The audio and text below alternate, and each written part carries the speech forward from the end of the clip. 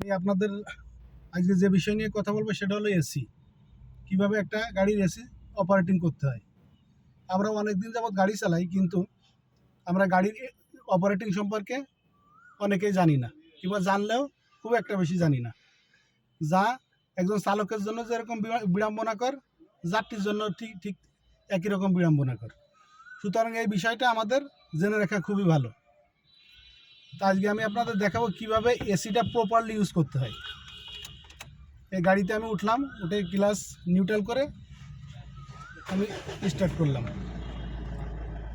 সবচেয়ে ভালো হয় যদি গাড়ির গ্লাস আটকানো থাকে। গ্লাস আটকানো থাকলে স্টার্ট করার পর শুধু হালকা করে ফ্যানটা একটু ছেড়ে দেওয়া। ছেড়ে দিলে কী হবে, ভিতরের এই যে লেদার এবং রেক্সিনের যে গন্ধটা আছে এটা বাইরে চলে যাবে, কোনো দূষণ থাকবে না। জাস্ট হয়ে গেল, বাইরে চলে গেল। এখন আমি গাড়ির গ্লাসগুলো আটকাই দিলাম। দেওয়ার পরে গাড়ি দেখেন, এই যে এই চিহ্নটা দেখা যায়, দেখছেন সোনার মতো। এটা আমি যখন চাপ দেবো, চাপ দিলে এখন ঠান্ডা বাতাস শুরু হয়ে যাবে। এখন কী হবে, অটোমেটিক ঠান্ডা বাতাস বের হওয়া শুরু হচ্ছে। এখন গাড়ি কিন্তু ঠান্ডা বাতাস অলরেডি শুরু হয়েছে। কারণ আমি একটু ঠান্ডা বাড়াবো, কি করব, এই যে কুলিং, এটা হলো কুলিং। এই যে এইখান থেকে এইদিকে লক্ষ্য করেন, এই সবুজ যে দাগটা আছে এইখান থেকে এই পর্যন্ত এটা হলো ঠান্ডা। আমি এটা যত নিচের দিকে আনবো তত ঠান্ডা হবে। আস্তে আস্তে যদি উপরের দিকে নেই, ঠান্ডার পরিমাণ একটু কমবে। আর এদিকে যদি নিয়ে যায়, এটা হিটারের কাজ করবে, গরমের কাজ করবে। ঠিক আছে, এই লালে নিয়ে গেলে এটা হিটারের কাজ করবে, গরমের কাজ করবে। আমার যতটুকু প্রয়োজন আমি ঠান্ডাতে দিয়ে দেবো। ঠিক আছে, যদি মনে হয় যে ফ্যানের স্পিড একটু বাড়াবো,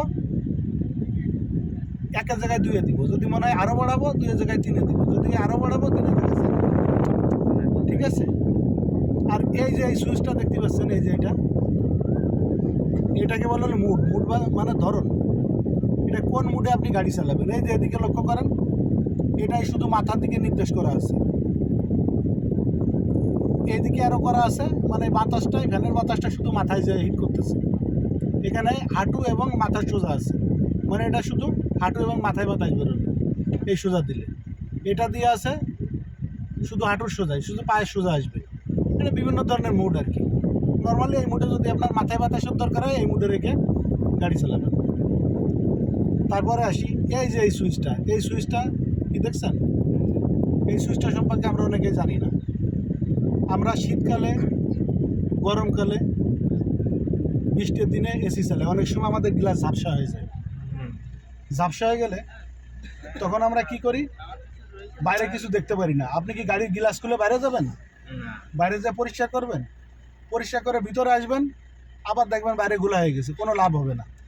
তখন কি করবেন, এই সুইচটা যখন আপনি চাপ দেবেন, অটোমেটিক দেখবেন এই ভিতর থেকে একটা বাতাস এসে গাড়ির গ্লাসগুলো পরিষ্কার হয়ে গেছে। এটা সম্পর্কে আমাদের কি ধারণা পাওয়া গেছে? হ্যাঁ, এবার আসি, এই যে একটা সুইচ দেখেন, আর এই একটা সুইচ, এই দুটা সুইচ খুবই গুরুত্বপূর্ণ সুইচ। এই দুটা নিয়ে মানুষের ভুল করে। এই একটা ইউটার্নের মতো দিয়ে আছে দেখেন বামে, আর এটা বনেট কভার খোলার মতো একটা চিহ্ন দিয়ে আছে, দিয়ে ওইটা ভিতর দিকে আরো মার করে, মানে এটা বোঝাচ্ছে বাইরের বাতাস ফিল্টারিং হয়ে এসি ফিল্টারে ঠান্ডা বাতাস এবার ভিতরে ঢুকাচ্ছে। আর এটা শুধু ঘুরতেছে, এটা বোঝাচ্ছে না। ধরেন আমি এখন নড়াইল কারিগরি প্রশিক্ষণ কেন্দ্র থেকে যশোর উদ্দেশ্যে যাত্রা শুরু করলাম। নড়াইল শহর পার হলাম, পার হওয়ার পর পাশে দেখলাম পৌরসভার ডাস্টবিন, ওইখানে খুবই দুর্গন্ধ। ওইখানে যাওয়ার পর এই সুইচটা দিয়ে থাকলো, তখন কী হবে, বাইরের গন্ধটা ভিতরে চলে আসবে। তখন কি করব আমরা, তখন এই সুইচটা আমি ওপেন করে দেব। ওপেন করে দিলেই তখন এই ভিতরে বাতাস ভিতরে ঘুরবে, বাইরের গন্ধটার ভিতরে আসবে না। যখন আমি এই দুর্গন্ধটা পার হয়ে যাব, তখন এই সুইচটা আবার বন্ধ করে দেবো। কী জন্য বন্ধ করব, এটা দীর্ঘক্ষণ চালানো থাকে, ভিতরে অক্সিজেনের স্বল্পতা দেখা দেবে, ভিতরে বমি বমি ভাব আসবে, মাথা ঘুরবে। তখন তো শুধু ভিতরে বাতাস ভিতরেই সার্কুলেশন হবে, করবে।